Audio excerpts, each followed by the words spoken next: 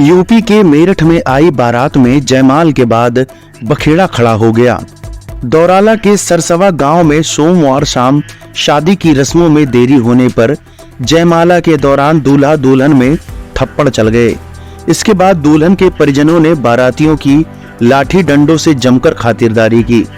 सूचना पर पहुंची पुलिस ने किसी तरह दोनों पक्षों को शांत कराया।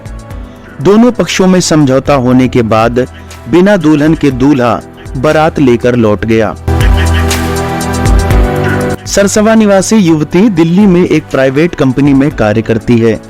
दिल्ली में उसके साथ कार्य करने वाले युवक से उसका प्रेम प्रसंग हो गया।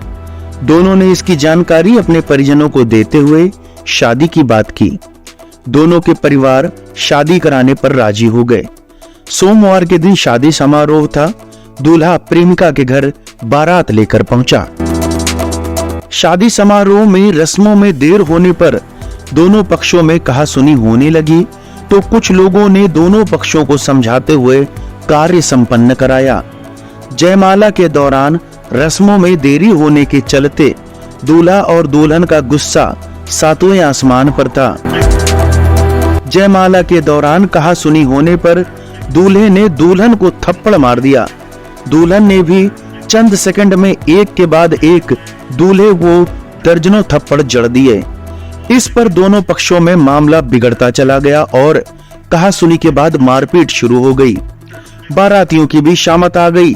लड़की वालों ने बारातियों को भी पीट दिया। सूचना पर पहुंची पुलिस ने किसी तरह दोनों पक्षों को शांत कराया।